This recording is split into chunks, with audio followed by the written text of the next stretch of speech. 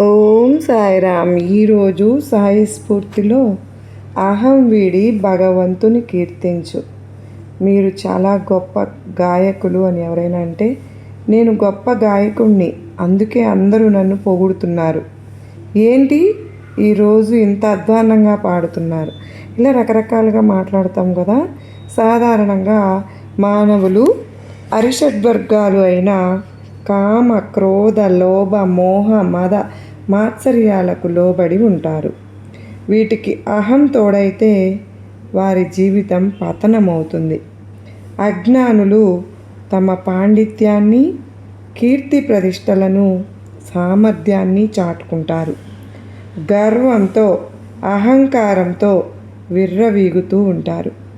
వారికి ఆ శక్తియుక్తులు అన్నీ వారి పూర్వజన్మ పుణ్య ఫలితంగా భగవంతుడు ప్రసాదించాడు అనే సత్యాన్ని విస్మరిస్తారు.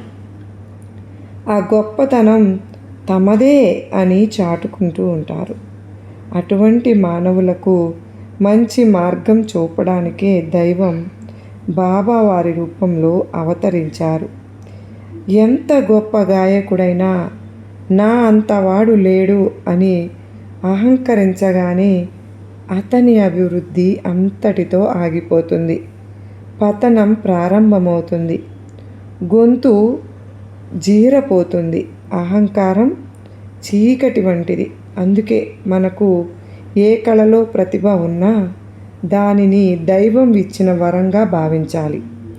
నానా చందోర్కర్ తాను గొప్ప పండితుడని అనుకున్నాడు.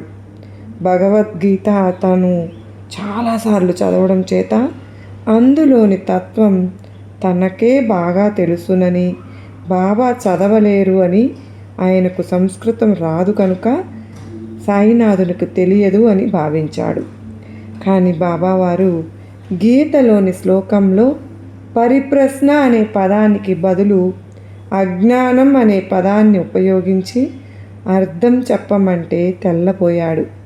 ఆ శ్లోకాన్ని బాబా చక్కగా వివరించి నానాకు జ్ఞాన బోధ చేశారు. అప్పుడు తన తప్పు తెలుసుకున్న నాన్న బాబాను క్షమించమని అడిగాడు. అలా సర్వజ్ఞుడైన సాయినాథుడు తన భక్తులైన వారి గర్వ అహంకారాలను తొలగిస్తారు. మనకు ఏం తెలుసండి, ఆవగింజలో ఆ భాగం తెలీదు. మనం బాబావారికి లోబడి ఉంటే సాయినాథుడు మనలో మనకు మార్గం చూపించి ముందుకు తీసుకువెళ్తారు. సర్వేజన సుఖినో భవంతు.